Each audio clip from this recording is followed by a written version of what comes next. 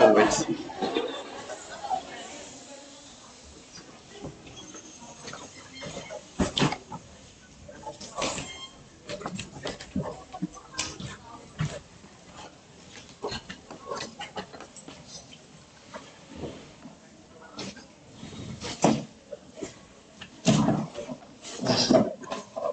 Ini ruang kuliah saya.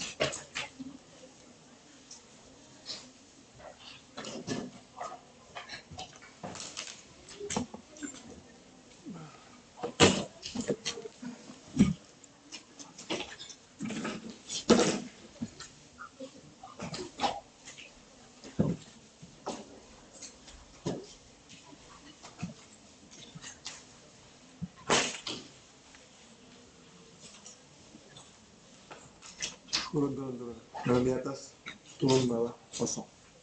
Ayo turun yang di sana ini di bawah, depan kosong. Turun.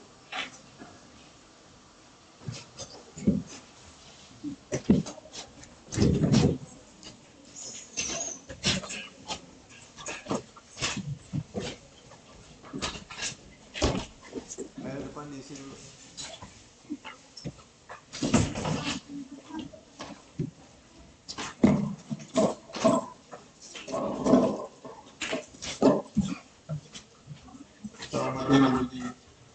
Matiin aja semua.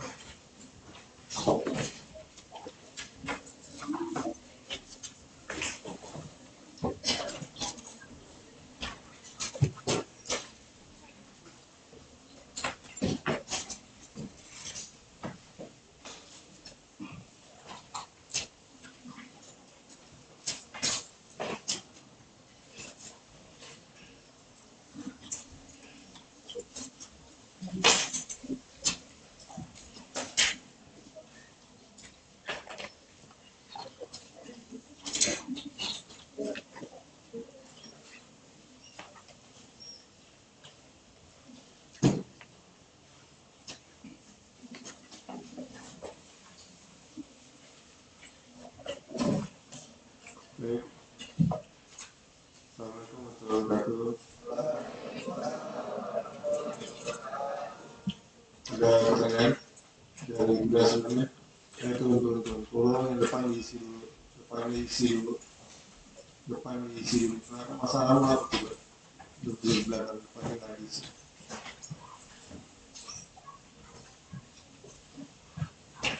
Susah banget mau mengubah kebiasaan.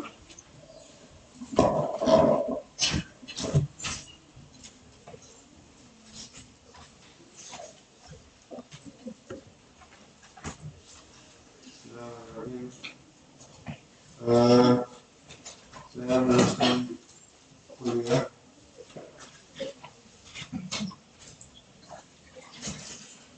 Dimulai di kalau tempatnya nggak diisi sampai penuh baru dilakukan.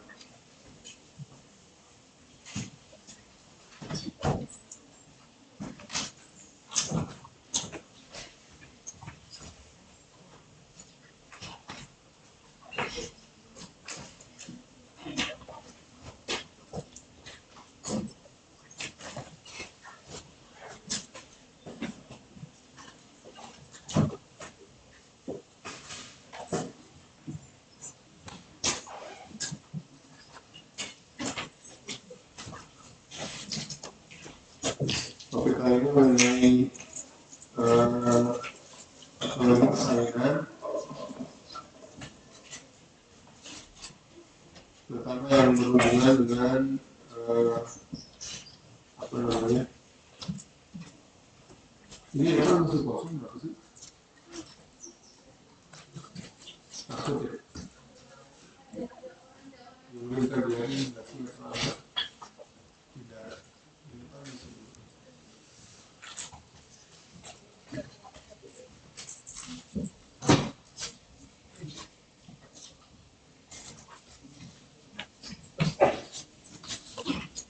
Kalau sholat Jumat ya, itu yang diutamakan yang sholat depan sebelah itu depan orang buru-buru untuk dapat sholat depan deh. Ini bukan sholat Jumat sih, cuma ada fokus ya pada suatu kuliah. Baik,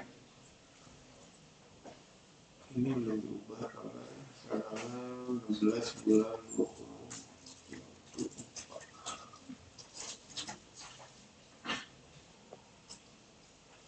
Biasa kemarin kan ada kayak 20 ya.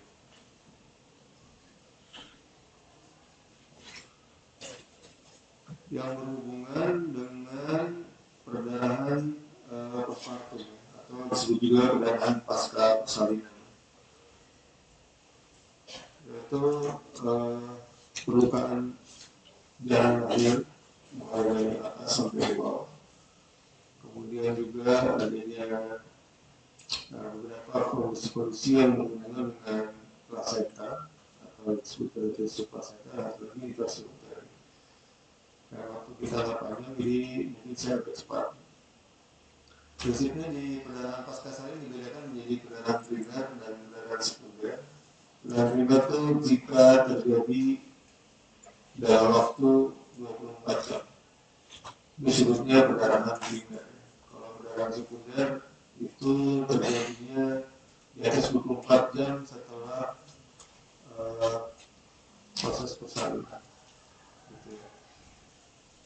Nah, ada beberapa penyebab. Nomor satu memang disebutnya atomioteri atau boleh juga disebutnya sebagai inersioteri gitu. Di mana rahimnya itu tidak berkontraksi pada saat persalinan. Habis persalinan dia harus kontraksi. Kalau dia sudah tidak kontraksi, baru dia akan kalau dia gagal berkontraksi, dia akan menimbulkan masalah karena hampir bisa dibilang pembuluh darah terutama di tempat plasenta implantasi atau disebutnya plasenta site itu terbuka pembuluh darah. Sehingga untuk supaya dia berhenti dia harus berkontraksi. Ya, maka secara fisiologis dia harus kontraksi. Dan itu terus terjadi sampai dia involusi. Itu artinya mengecil kembali. Kemudian kalau lahir di darah primer, kemudian yang sekunder bisa spektrum pasenta tadi bisa, ini sebenarnya spektrum pasenta tadi bisa primer bisa sekunder, ya, bisa. Sisa pasenta juga bisa primer bisa sekunder. Nah, yang sekunder biasanya infeksi kritis, ya, kritis bisa juga satu lagi gangguan bukaan darah juga sebenarnya sekunder. Itu kalau yang primer yang paling penting ini. Paling sering menyebabkan masalah itu yang dua di awal-awal. Maka perdarahan pasca persalinan atau perdarahan persalinan disebut sebagai salah satu penyebab kematian ibu terbesar. Ketika dia jadi korban hipertensi, preeklamsi, perdarahan persalinan. Nah, kita lihat di sini uterus itu diperdarahi oleh genitalian oleh beta vaskular dibagi-bagi. Satu ini ada di falca, ini ada di uterina, itu bagian uterus di atasnya. Sedangkan kalau mulai sakit mulai terlibat ini sakit ini udah arteri uterina dan sebagian dari arteri vaginalis anterior, vagina atas. Ke bawah lagi di daerah vagina sampai ke daerah perineum itu arteri penenda internal ya sebelah sini.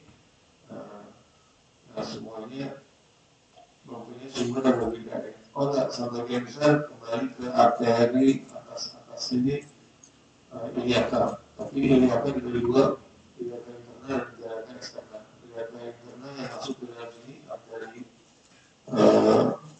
uterina, sedangkan eksternal ke sini ke bawah. Ya, seperti itu.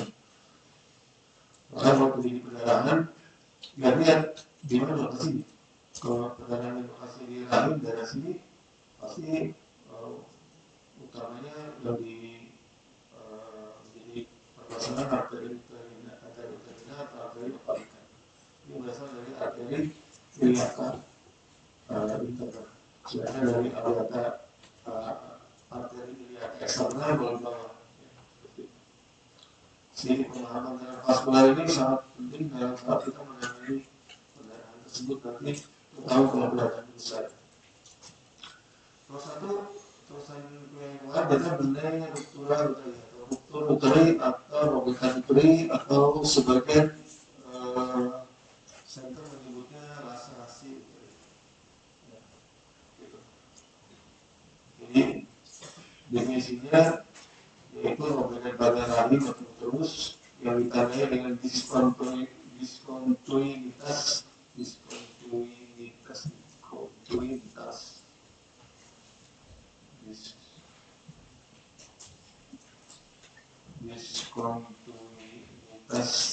jaringan miometrium. Nah, gitu. Ini bisa sifatnya komplit dan inkomplit. Komplit itu artinya benar-benar putus. Sedangkan inkomplit bisa sebagian miometriumnya, bisa juga sebagian miometriumnya utuh, tapi kan miometrium itu atau uterus itu diisi oleh lapisan selosa. Jadi bisa tuh miometriumnya selosanya utuh, itu namanya inkomplit. Nah, ini biasanya paling sering dihubungkan dengan adanya perlukaan atau sayatan pada rahim di waktu sebelumnya, contohnya pada menstruasi. Ini kalau dia tipe klasik itu dulu ya, zaman dulu sesar itu sayatannya pas kurang rahim di tengah-tengah horizontal di korpus depan bagian tengah itu daerah paling sedikit vaskular, kan itu di situ. Nah, Tipe itu justru akan menimbulkan ruptur jauh lebih besar, makanya sampai 9%. Yang kedua, dia yang T-shape, jadi agak ke bawah, terus dibagi. Tadi kan agak ke atas dan agak ke bawah. Nah ini yang lebih kecil, tapi tetap yang lumayan, tapi sama di fisik demokrasi. Nah yang ini yang sekarang yang dipakai kan sebagian besar yang paling kecil ya, atau walau transportasi ini paling kecil ya angkanya. Ini yang itu kalau zaman dulu lumayan ya. Paling banyak rute itu di segmen bagian atas, kemudian baru itu baru bawah rute dari rahim. Ya. Nah, apa ini masalahnya pada ruptur ada 3. Pertama, masalah perdarahan tentu saja membuat hemodinamik tidak stabil atau anemia atau bahkan shock hypovolemia. Nomor satu nih masalah utama dalam ruptur. Yang kedua, masalah pelukaan. Bisa saja pelukaan itu melukai rahim saja, tapi juga bisa melukai organ sekitar rahim. Ya, contohnya Jessica, rahim tentu saja fungsi organ rahim jadi berkurang. Dan yang terakhir yang tidak kalah pentingnya masalah dari ruptur adalah sepsis atau infeksi. Jadi perkara ruptur bukan perkara yang sederhana. Satu hal yang ditakuti oleh banyak dokter kandungan itu waktu saya paling sebel kalau dokter kasus kayak gini susah banget sih. Diagnosisnya tidak mudah, terutama kalau kecil. Penanganannya pun membutuhkan penanganan yang tidak sederhana. Tanda-tandanya yang paling sering apa? Ini takikardi di ibunya. Takikardi di ibu juga menyebabkan takikardi di janin biasanya. Ini kalau janinnya belum keluar. Kemudian nyeri dan perdarahan. Ini 3 tanda ini yang paling sering, di antara 3 ini yang paling sering saya jumpai yang keluar. Abdominal pain dari abdomen sama perdarahan vagina ini paling sering. Kemudian gangguan kontraksi, hipotensi dan seterusnya. Hematuria ini biasanya kalau sampai kandung kencingnya juga ruptur. Begitu. Tadi yang secara di lapangan saya paling sering dapatkan abdominal pain. Baik. Kemudian ini kita lihat kondisi normal. Di kondisi normal itu ada yang disebut lingkaran Bendel. Ini letaknya kira-kira di daerah ismus di sini. Dia letaknya di bawah. Tetapi pada saat kondisi dia mau ruptur, ini lingkaran Bendelnya naik jadi di atas seperti ini. Lower uterine segmennya tadinya di bawah, nanti lower uterine segmennya bisa meningkat di atas, sehingga nanti membentuk suatu bentuk ini, ada lakukan seperti ini. Tadinya lakukannya di bawah, seringkali nggak mendetek ada di bawah, tapi kalau dia pas mau ruptur dia di atas. Ini artinya tanda-tanda ruptur pada saat janin masih ada di dalam. Biasanya pada saat persalinan atau bahkan sebelum persalinan. Gambaran klinisnya kayak gini. Karena ini kan normalnya gini ya. Nah, nanti bisa tuh ada lekukannya begitu. Nah, ini tanda-tanda mau ruptur. Disebut lingkaran Bendelnya naik ke atas. Ini kalau kita lihat, ini kepalanya yang mana? Sini bisa. Ini kepala di bawah, kepala di atas. Sebelah sini, sebelah kanan. Sini, berarti kepala, ini kaki. Ini harusnya nggak ada di lakukan ini. Ini harusnya ada di bawah. Biasanya kalau kayak gini sudah mau robek. Seperti itu. Jadi semua dokter atau semua provider kehamilan kalau persalinan harus tahu pengetahuan ini tentang biasanya pada kasus dispoksia atau obstetric labor atau obstetric labor baru deh tidak maju tetapi kontraksinya baik atau kuat kepalanya nggak bisa turun tapi kontraksinya baik itu obstetric labor biasanya pada paru sempit. Nyatanya rupturnya itu bisa berbagai macam tipe atau lokasi. Contohnya ini bisa kayak gini, bisa saya gini, bisa di samping, bisa seperti ini, atau kecil, sini, atau lubangnya begini, atau bisa dari atas sampai ke bawah. Ini adalah tipe-tipe ruptur yang terjadi di sekitar ini. Banyak. Saya belum pernah mendapati banyak itu, tapi beberapa kali dapat. Kemudian bagaimana mendiagnosisnya tidak mudah. Kalau pakai klinis tadi pertanyaannya paling sering adalah dari abdomen dan pada tempat dan sakit. Dan ya, tapi kalau udah robek, malah justru dia nggak sakit. Sakit itu biasanya kalau baru mau ya, kaki-kaki biasanya karena kesakitan jadi kaki-kaki.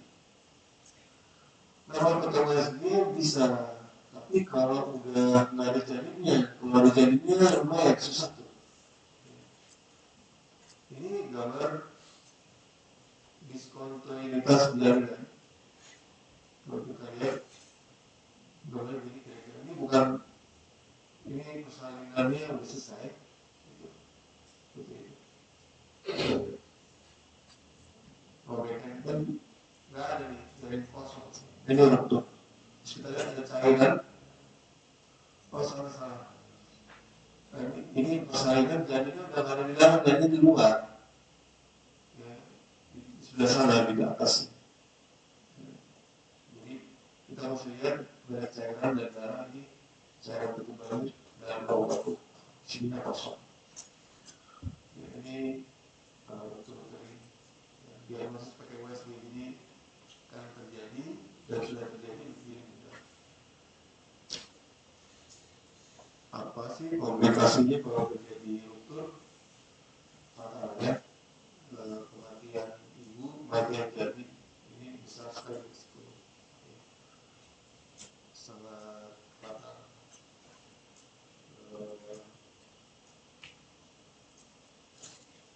Paling sering yang mana yang meninggal janin. Ibu seringkali karena udah dia ditolong jadi selamat. Tapi kalau di daerah lumayan susah kalau kita nggak bisa.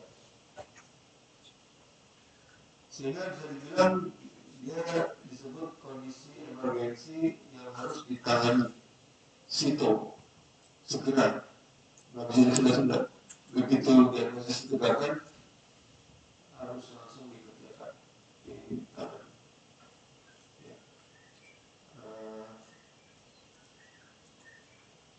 Tetapi terkadang nggak seperti itu. Baru kira-kira minggu lalu, pastinya belum pernah minggu lalu saya melakukan penanganan pada kasus dokter.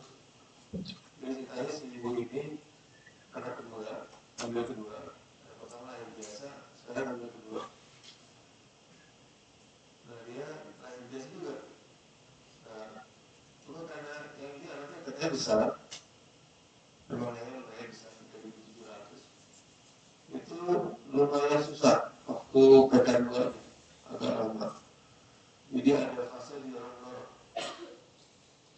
terdorong di PK2 tuh namanya manfred. Mendorong tubuh suteri untuk melahirkan, jadi di PK2 disebut manfred. pakai kata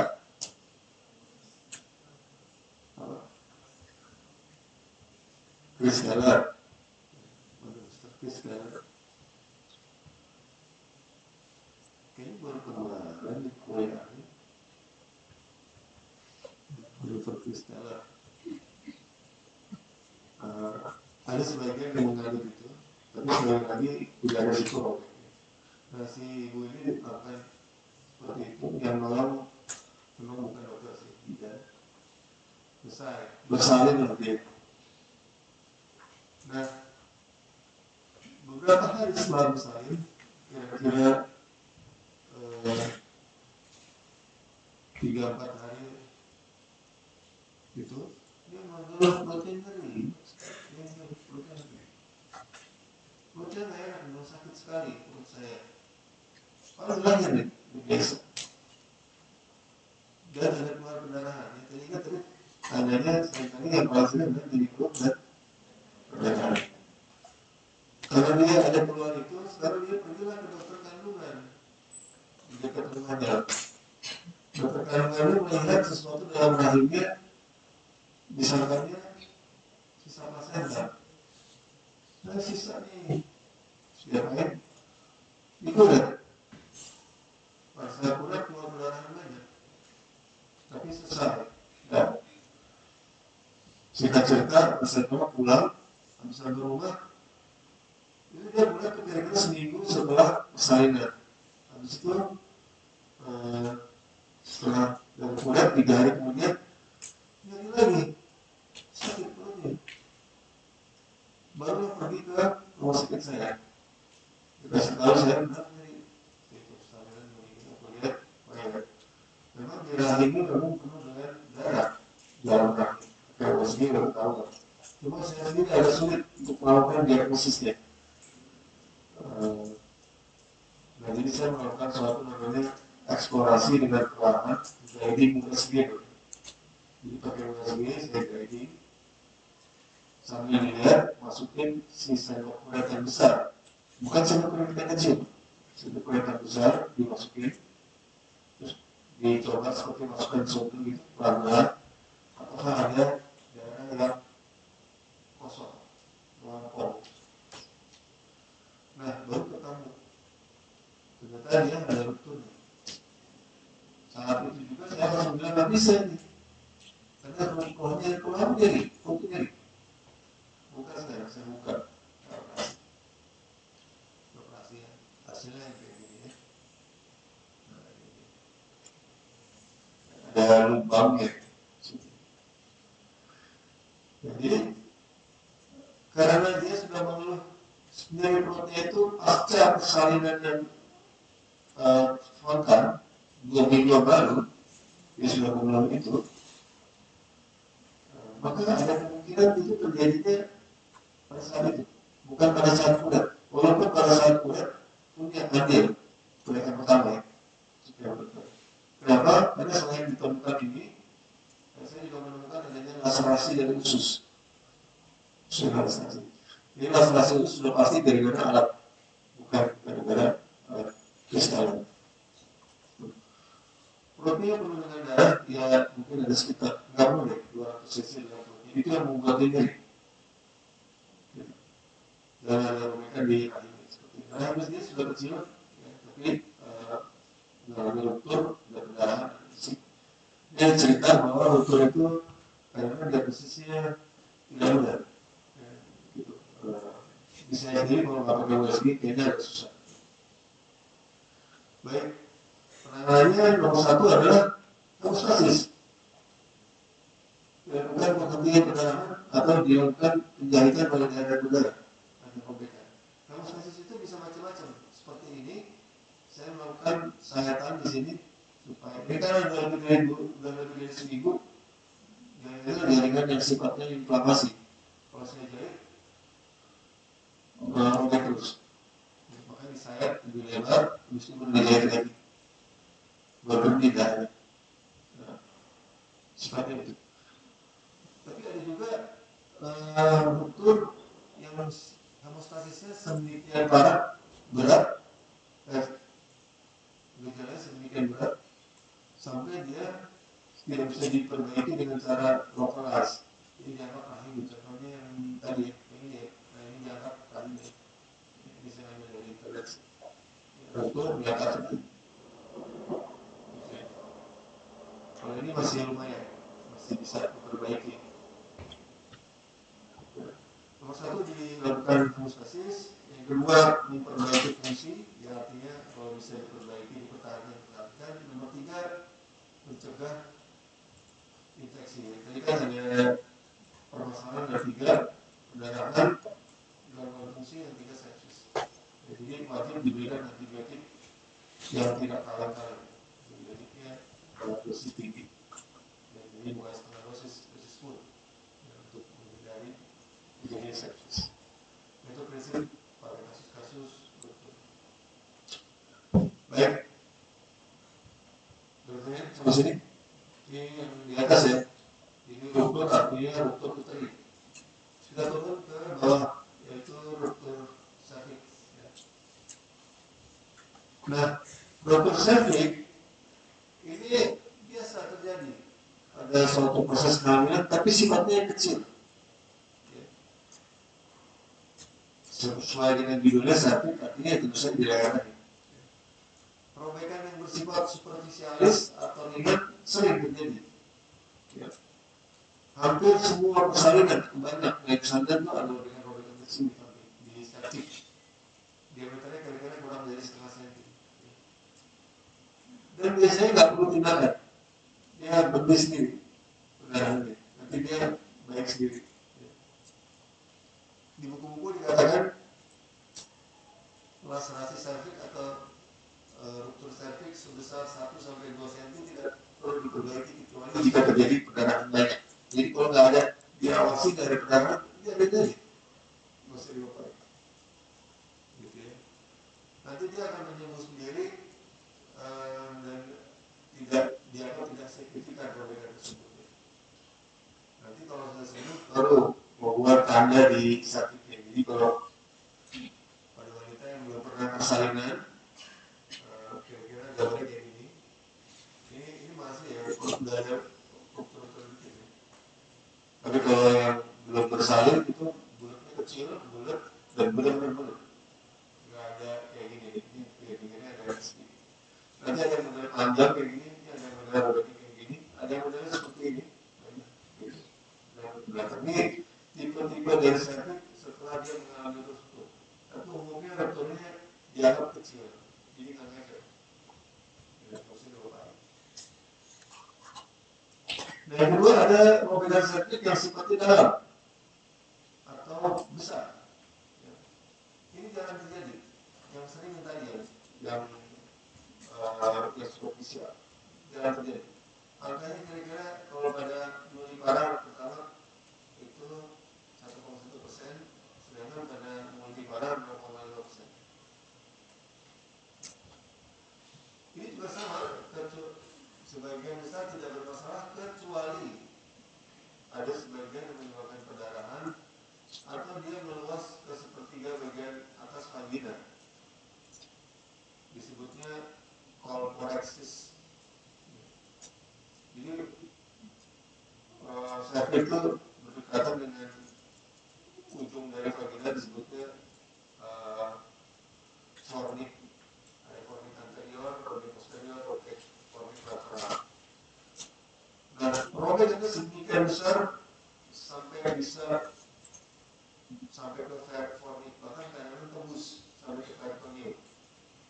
Fornixnya bocor, bolong gitu ya. Bisa juga robekannya bukan hanya sampai ke fornix, bahkan Safiknya lepas seluruhnya robek. Jadi hilang Safiknya atau udah berantakan. Ini nyusahin, saya udah pernah dapat dulu.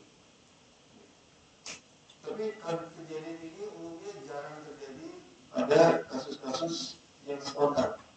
Seringkali terjadinya akibat tindakan manipulatif atau operatif dalam persalinan. Contohnya pakai korset. Sekarang korset lebih jarang. Tapi dulu sih, waktu saya masih belajar menggunakan korset. Dan memang betul, begitu dilakukan tindakan korset konsep seringkali robekannya luar biasa.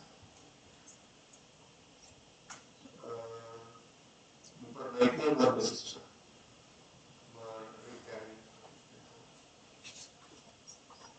Itu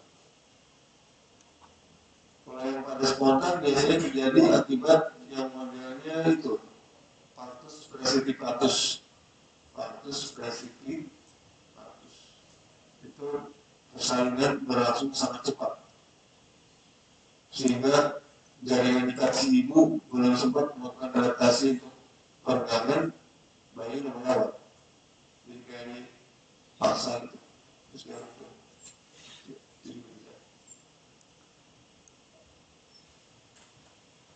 ini kalau dilihat diperhatikan disebutnya bucket header certificate.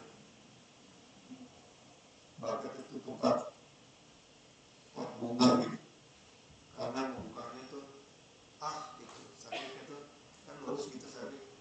Dia saking besar ya robekannya sampai kadang-kadang mau untung gitu. Dia kayak kebuka gitu. Yang ini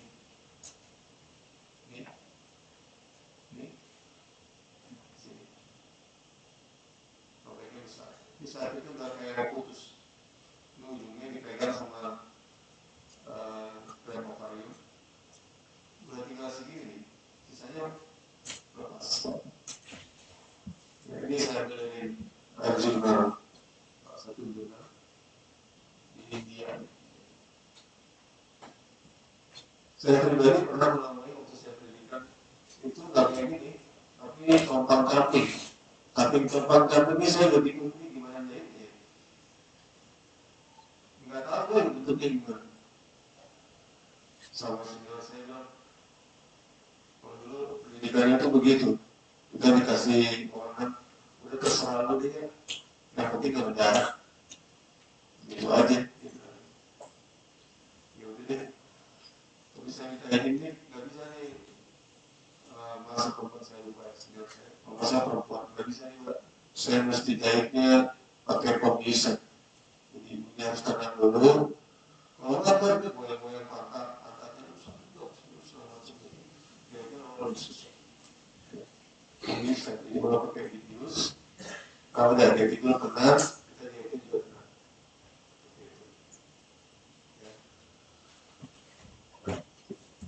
Ini pokoknya penting nggak berdarah aja.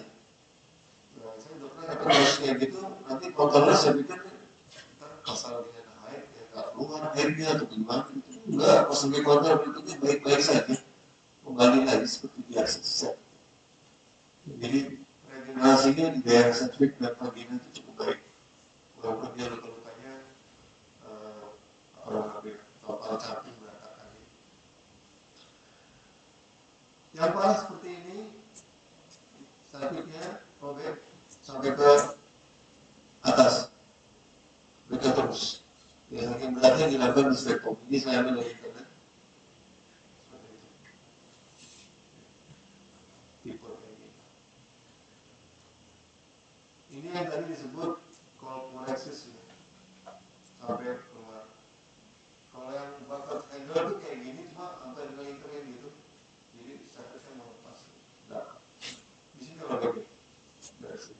Ini robek posterior anterior. Ini posterior dan anterior lateral. Seperti ini. Karena tembus sampai ke sini. Ini kan ke cervix ya. Ini tembus sampai ke sini. Sampai ke ruang peritoneum. Sehingga ususnya keluar dari sini. Ini contohnya ya, bolong. Ini ususnya keluar dari sini.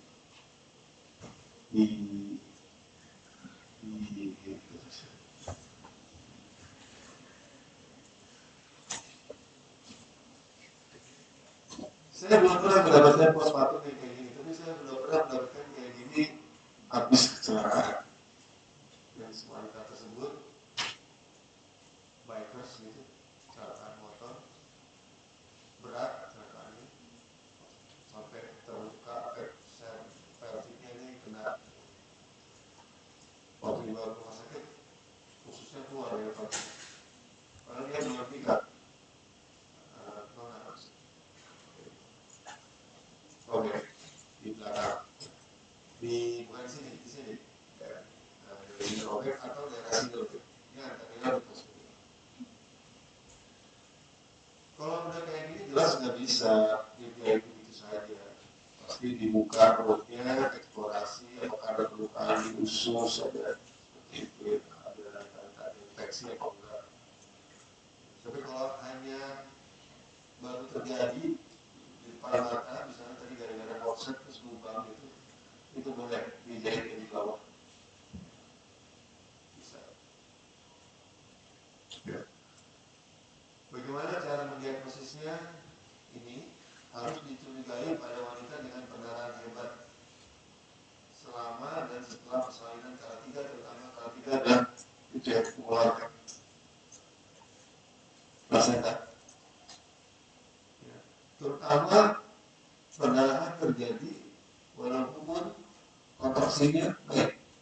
Dia nanti kontraksi bagus, kok perdarahan masih terjadi ya? Gitu. Nah, kita mulai curiga. Jangan sakit bermasalah. Ya. Prinsip penata laksanaannya sama dengan tadi ya. Filipina di atas penting hemostasis segera. Ya. Kemudian perbaiki karu, biasanya dia mau perdarahan banyak kan shock atau sandi shock gitu. Harus diberikan cairan dan repair untuk memperbaiki kondisi dan fungsi. Ini salah satu tekniknya, jadi dipegang pakai transfer gini, OBK-nya gitu dijahit. Ditarik nih, si sabuknya ditarik sampai ke depan monitor ini supaya jahitnya bisa. Bisa jahit. Gitu ya. Benarnya pakai komik, benarnya jangan komik yang kecil, tapi komik yang besar. Ini komik nomor 1 atau komik nomor paling kecil, nomor kecil kan 1 ya, nomor 1 bahkan nomor 2. Karena kalau kecil nanti dia nariknya robek. Ini kan jaringan terapung nih. Sakit harus besar. Gitu ya. Baik, adanya itu dari tadi korpus satu ada seterusnya. Yang berikutnya adalah ruptur perineum. Nah, ini sering ya. Ini hampir bisa dibilang setiap persalinan ada ruptur perineum, cuma tinggal grade-nya aja atau derajatnya. Ini sering. Dan lokasinya lebih ke luar, lebih ke eksternal, jadi mudah untuk melihat. Kalau cervix itu agak jauh ke dalam, fornix posterior, fornix anterior itu agak jauh ke dalam, di vagina itu agak jauh. Sedangkan kalau ini lumayan di permukaan, di ostium maupun sekitar, jadi kita bisa mudah gitu melihatnya dan mudah untuk melihatnya. Apa yang disebut perineum itu daerah antara vulva dan anus. Ini vulva ya, ini anus, inilah perineum ini. Ya. Dan perineum ini terdiri dari beberapa otot dan jaringan ikat ya, membentuk suatu disebut perineal body. Ini perineal body itu seperti ini, terdiri dari otot musculus versus perineum dan musculus ini, coccyx posterior dan sebagainya. Disebut juga otot-otot dasar panggul. Ini otot dasar panggul ya. Ini muskulus kaki sini. Kemudian yang ini harus dikelilingi oleh muskulus sphincter ani internus dan sphincter ani externus. Yang gede ini namanya sphincter ani externus. Yang kecil atau di dalam dekat dengan mukosa anus itu internus. Ya. Kemudian dipersehati oleh anus pudendus yang adanya dari sini. Jadi kalau kita kadang-kadang ya, kalau misalnya biasanya lama, kita memberikan blok anus pudendus bisa. Ya, bisa ya sih. Tapi blok saya tahu. Biasanya ngerjainnya pakai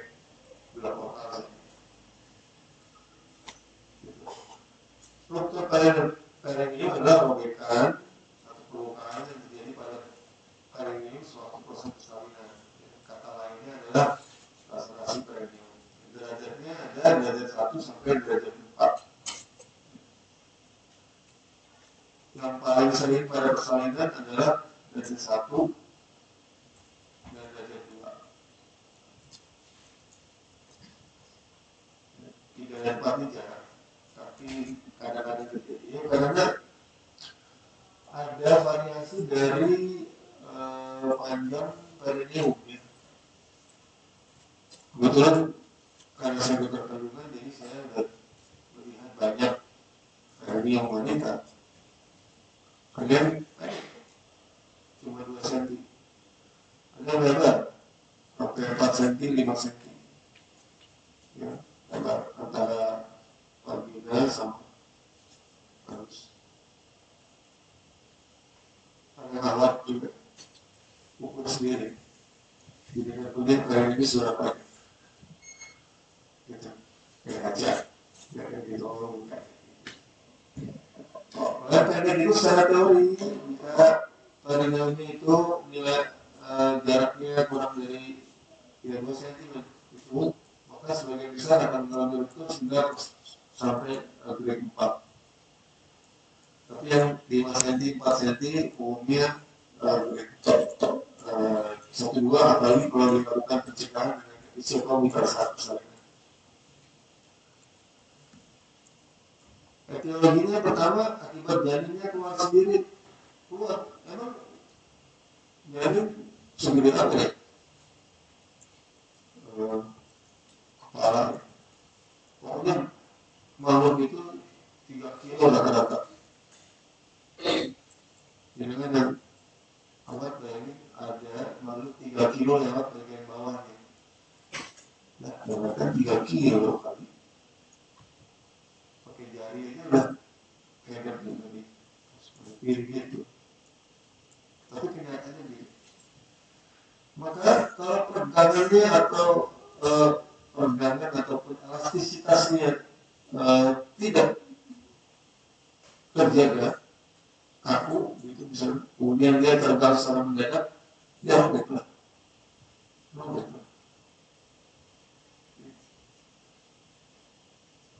Jadi kita semua ini yang lahir pervagina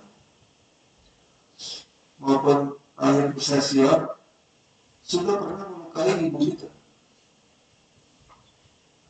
Mulai vagina itu pakai epinis. Saya juga itu di salib.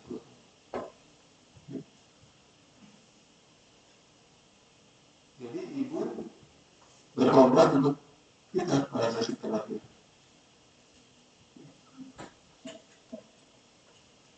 Jadi bayinya sendiri sudah membuat dia punya luka, robekan. Terlalu cepat eksklusi, makanya pada persalinan ada namanya proses apa pada kepala lahir. Tadi kemarin ujian, kuis ya. Ada. Proses apa kalau kepalanya lahir?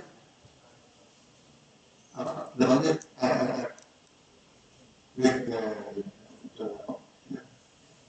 Perhatikan itu perineumnya dipegangin, kepalanya bayi ditahan supaya nggak fluk. Pas melihat fluknya itu keluar itu bikin krek, itu robek.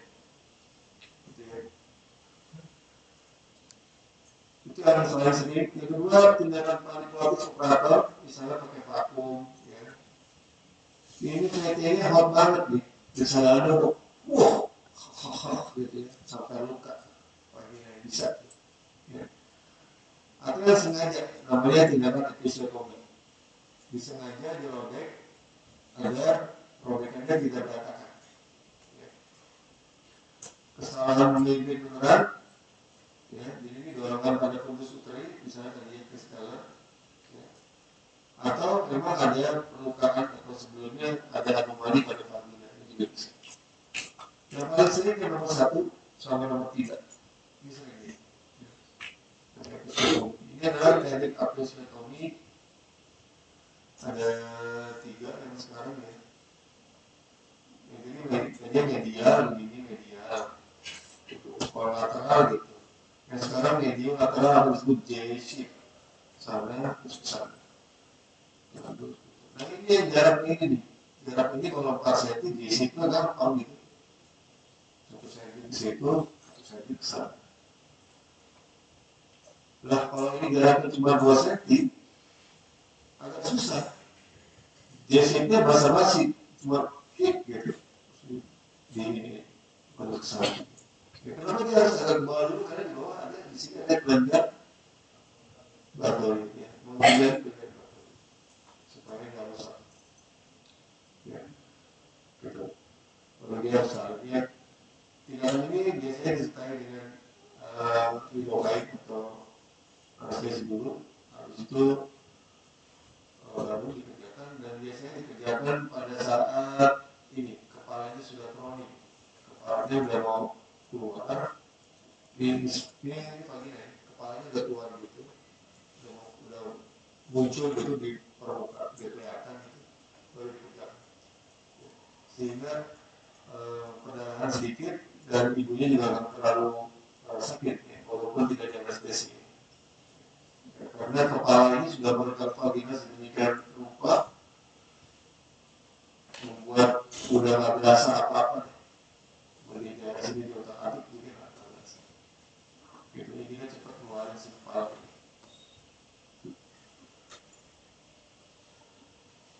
Ya. Ini teknik psikologi.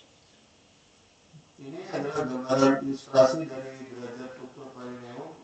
Ya, ini yang derajat 1 ya. Jadi lumen vagina lumennya robek sampai sedikit di bawah lumen, baik jaringan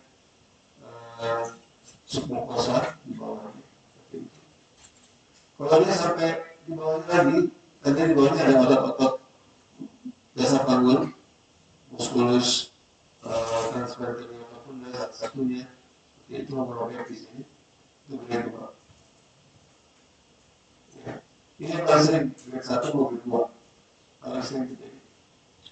Kalau dia robeknya terus, nah ini mendekati anus. Kalau dia sampai melukai otot namanya ini musculus sphincter ani, itu disebut grade 3. Nanti grade 3 dibagi lagi 3A, 3B, 3C. Nah kalau dia terus lagi sampai anusnya kena, jadi anusnya juga robek nih, gitu. Anusnya robek, itu namanya grade 4. Nah jangan nanti baik dalam masa pendidikan, koas maupun setelah lulus dokter umum, insya Allah diharapkan bisa menangani yang grade 1 dan grade 2. Nah, ini kompetensi yang diharapkan bisa kerjakan. Ya ini. Gitu. Kalau yang 3 dan 4 ini boleh juga kalau sudah terlatih, kalau belum nggak boleh. Kalau terkandungan insya Allah boleh. Kecuali dokter kandungan yang nggak pernah dapat kasus. Dokter kandungan nggak pernah melakukan salinan hormon. Nah, dengan pelatihannya dan pendidikannya harus melakukan salinan hormon. Ini grade 3, ada 3A, 3B, 3C. Ini kalau 3A artinya kurang dari 50% sphincter ani eksternal. Di atas 50% sphincter aninya robek, itu 3D. Sphincter aninya total sampai kena di sphincter ani yang internal, itu 3C. Ya. Nah, kalau yang tadi sampai ke anus, sampai mukosa anus kena namanya 4. Kenapa sih harus bagi-bagi gini? Ya ini prosesnya beda-beda. Ya, kalau dia yang ini yang paling parah. Efek sampingnya apa? Kalau dari dokter yang diperbaiki atau benar-benar parah, salah penanganan. Namanya inkontinensia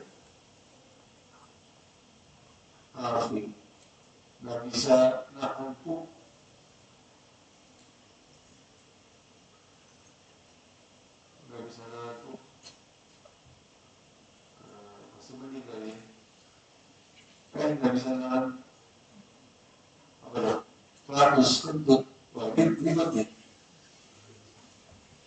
Lagi di tempat kayak gini, tiba-tiba ada bau nggak enak.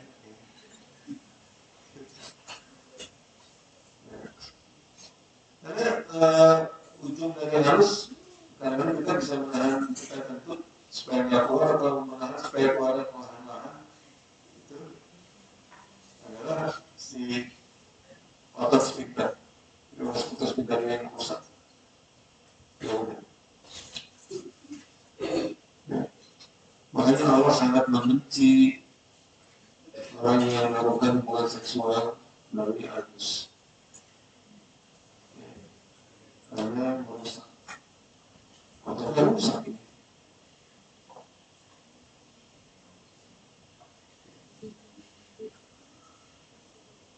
Baik, prinsip penataannya sama ya.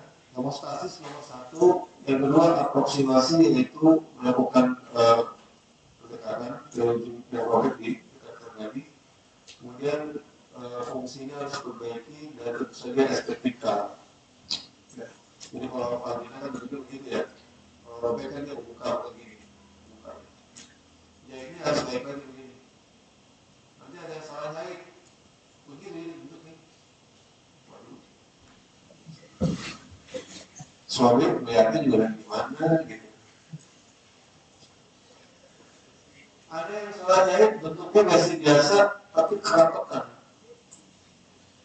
Sebetulnya nggak ada kerapetan, tapi karena menjahitnya bikin luka, lukanya bentuk itu apa?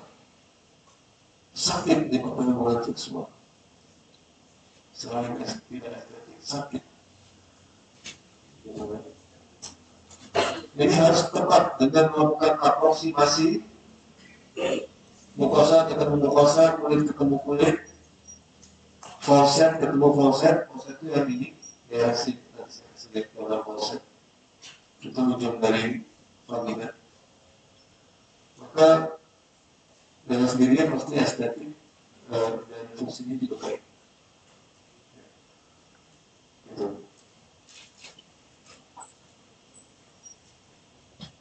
Ini namanya falset. Ujungnya, kalau ujungnya dia ketemu di bawah sini, begini dia, main slave vaginanya, tidak simetris, senyumnya miring. Kalau ini ketemu sama ini, kalau dia ini sampai sini jahit nih, sampai sini jahit. Katanya biar seperti orang yang belum pernah hubungan seksual gitu, sakit. Gaya-gayaan gitu dari rumahnya kecil, sakit. Nanti mesti disayat lagi, sakit. Jadi tekniknya itu, tapi itu adalah yang terakhir ya, fungsi dan estetik. Sedangkan nomor satu adalah hemostatis. Biasanya perdarahan dari sini, ujung dari sini berdarah atau di sini berdarah. Dia cepat segera dijahit atau didiam dulu kemudian dijahit. Seperti itu. Tipe jahitnya macam-macam. Ada yang menggunakan jahitan satuan, satu, ada yang juga jahitan diluncur. Zaman dulu jahitnya adalah satu-satu, satu ikat, dijahit dengan satu-satu. Sehingga begitu selesai pertanyaan, jahitannya banyak, berapa? Gitu. 12 jahitan, pakai 12 kayak gitu. Maka bisa dia bangga, oh saya bayarkan sampai 12 jahitan. Saya sering ditanya kayak gitu, padahal saya udah gak pakai teknik menjahit satu-satu. Saya menggunakan teknik jahitan jelujur sama suku tikular. Jadi gak pernah dijahit lagi. Terus ditanya, dok saya jahitannya berapa? Itu kan bingung saya jawab, mana ya? Yang paling dikit deh gitu, kalau dikit tuh kayaknya orang menderita gitu.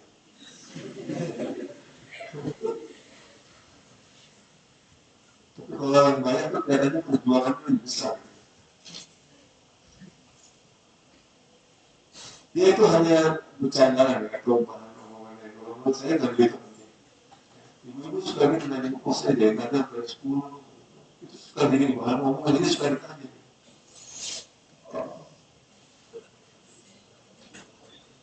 Baik, gitu ya. Kalau sampai di bawah di sprint ini robek, tekniknya ada dua seperti ini.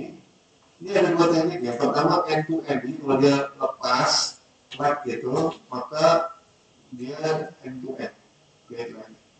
Ujungnya dengan ujung end to end. Aproximasi ujung end to end. Tapi juga ada teknik lain yang disebut overlapping. Nah ini teknik overlapping ini biasanya jika ototnya itu kecil, sehingga kita nggak bisa lagi menjahit end to end.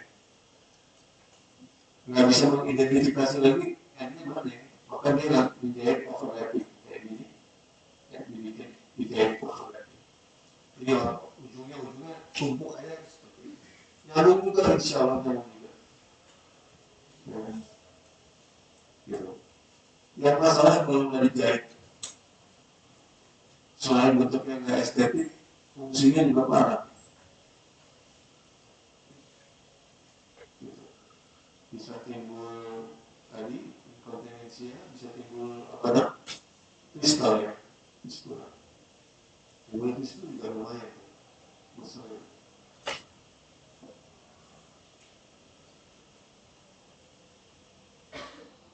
Baik, berarti habis nih untuk permukaan jalan lahir seperti itu, mulai dari rahim dia korpus uteri sakit sampai di uteri. Masih ada lagi sedikit retensi pasien. Jadi salah listennya. Sebenarnya kalau ngomongin retensio placenta harusnya retensio placentae pakai bahasa Latin. Ini saya campur-campur. Kalau Indonesia retensi placenta atau EPO. Retensi placenta. Yaitu di mana kondisi placenta belum lahir minimal dengan waktu 30 menit. Dipakai waktu ini patoknya 30 menit. Jadi siapa yang salah jawab please. Benar semua ya. Gampang ini pertanyaan bonus. 30 menit atau lebih. Ya. 40 menit jelas lah. 30 menit aja dibilang retensi. Jadi dalam waktu 30 menit placenta harus lahir. Kalau dia tidak lahir, maka disebut retensi placenta, dan itu suatu kondisi yang disebut kondisi patologis, harus dilakukan suatu upaya atau perlaksanakan. Dibagi-bagi berdasarkan lepasnya dari dinding kamu tadi, ya.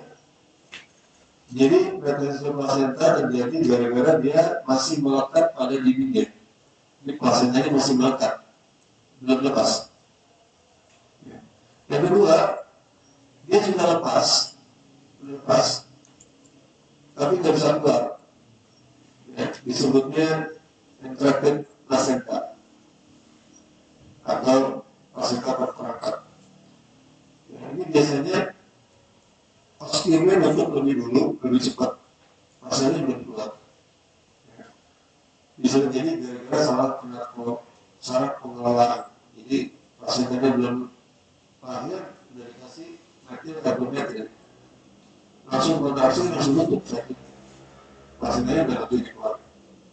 Karena terperangkap. Ini contohnya yang disebut adherence atau adhesiva, dia lengket. Ini yang tag, udah lepas tapi belum lahir, terperangkap di sini. Ini yang parsial, ya, jadi sebagian dia lengket, sebagian udah terperangkap jadi keluar, bisa. Ya. Tipe-tipenya begitu, berdasarkan melekatnya. Tipe lain adalah berdasarkan kedalaman implantasi. Ada 4 ya. Yang satu disebut placenta adhesiva. Nah, placenta adhesiva ini adalah suatu diagnosis atau sebutan umum yang nggak tahu penyebabnya apa.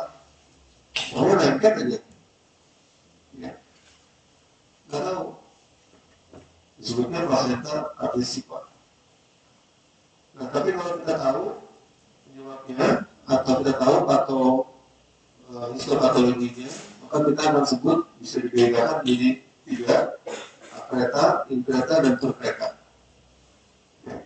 Kalau akreta menembus endometrium, lapisan basal endometrium tembus, inkreta sampai di miometrium, turkreta sampai di sel.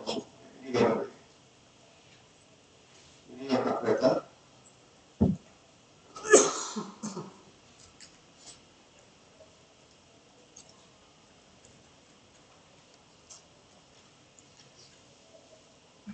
Ini yang inkreta, ini yang turkreta. Untuk kasus yang akreta, nggak bisa dilepas, susah banget dilepas. Kalau dilepas benar.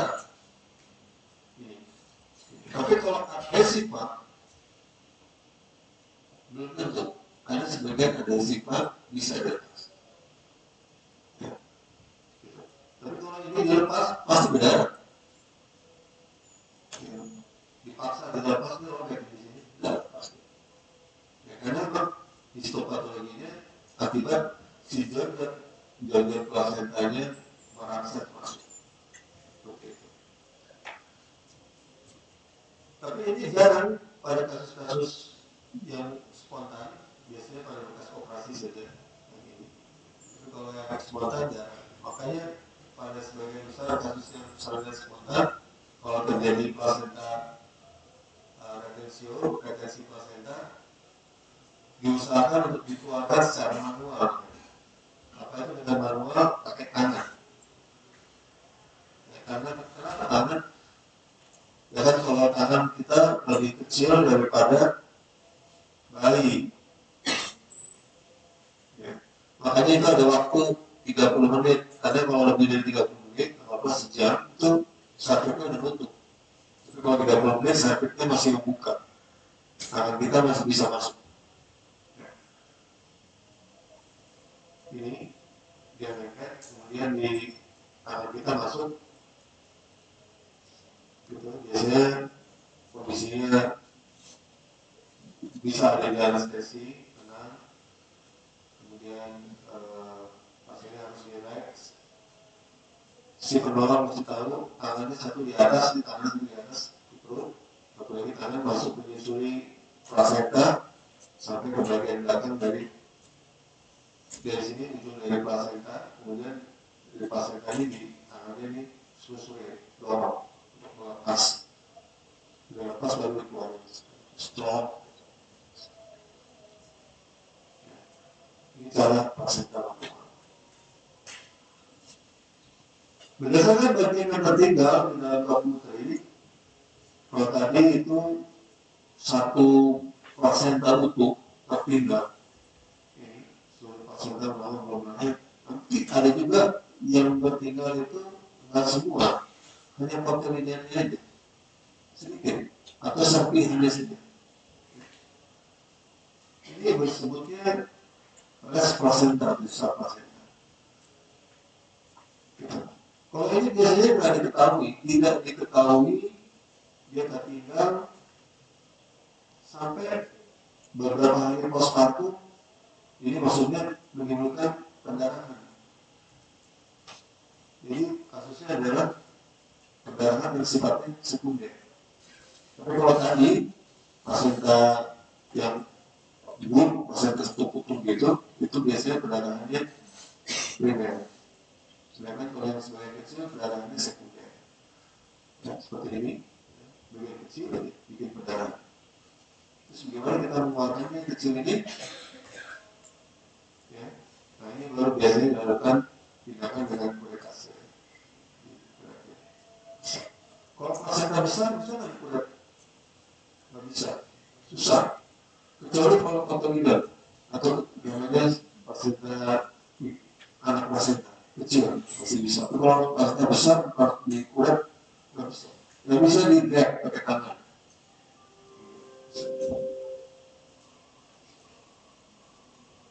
Iya. Sebentar lagi. Salah. Iya, iya, iya. Kemudian itu untuk deteksi pasien terakhir mengenai inversio pasente atau kalau bahasa Indonesia pasien inversi. Inversi artinya apa? Terbalik. Wah. Yaitu di kondisi di mana pembuluh ini masuk ke dalam kaku secara terbalik sehingga lapisan dalam dari uterus, maksudnya endometrium, turun dan keluar melalui ostium eksternum. Tadinya kayak gini, terus dia keluar sedikit ini, akhirnya sampai keluar ke dalam dari luar rongga vagina. Itu namanya inversi. Ada derajatnya, ya. Nih, ada yang incomplete, ada yang komplit. Kalau komplit itu yang kayak gini nih, derajat 4, seluruhnya keluar. Ya. Ada juga yang derajat 3, derajat 2 atau 1. Seperti ini. Bisa nggak lihat pakai USG bisa? Tapi kalau nggak pakai USG, paling ketahuan yang ini, yang 3 atau 4. Kalau yang 2 dan 1 ini agak susah. Ya. Kalau pakai USG kelihatan, karena USG harusnya si fundus ini bentuknya kan selalu kayak cepung gitu. Nanti dia terlihat seperti cepungan di fundus. Itu biasanya kaitannya dari inversi. Salah satu penyebabnya adalah multigrander. Ini sering udah sering lahiran. Saya bilangnya udah ekspor. Ya, ibunya udah ekspor apa ekspor lahir. Profesional melahirkan. Tanpa lima pro. Kalau ini lobby aja belum nih, masih baru belajar. Nanti bisa semuanya ekspor. Ya. Atau kesalahan penolong. Jadi plasentannya belum lepas, sudah ditarik. Ya, karena salah satu teknik mengeluarkan plasenta adalah melakukan tarikan ringan pada tali pusat, ditarik sehingga keluar semuanya. Ya. Ini gambarnya salah satunya. Ini grade berapa nih? Grade 4.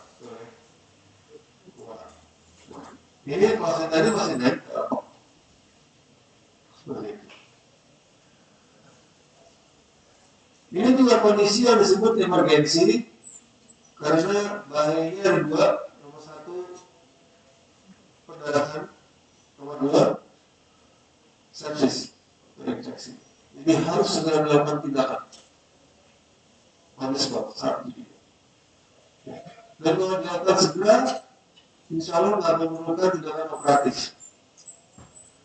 Tapi kalau dia dikerjakannya agak lama, tentu udah masalah nih. Karena begitu dia lama, dia jadi ring, nutup, nggak bisa dimasukin lagi. Tapi kalau baru saja terjadi, si dokter atau penolong segera menyadari, oh ini infeksi, dia lakukan tindakannya. Ini tekniknya seperti itu, ya. Ini masukin aja, tangan kita masuk, pegangnya rahimnya, dimasukin seperti ini, masukin, dikepalkan tangan. Ya. Tapi jangan terlalu kencang kan, 12 kesan. Ini baru ya, baru terjadi. Tapi kalau udah lama nggak bisa, mesti dioperasi, mesti dilakukan histerektomi, laparoskopi, kemudian disayat di pinggiran itu baru ditarik, baru masuk. Ada kasus yang ekstrim malah sekaligus di histerektomi. Itu kalau sudah lama, tapi kalau masih baru bisa ya. Ya. Kasusnya banyak ya, enggak sih. Ini biasanya paling sering pada yang multi sama kesalahan penolong. Bisa. Nah, habis pas nih. 12. Kemudian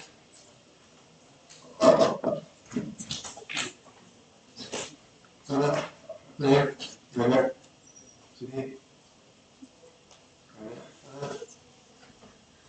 itu tidak bisa. Baik, saya akhiri. Wabillahi taufiq wal hidayah. Assalamualaikum warahmatullahi wabarakatuh.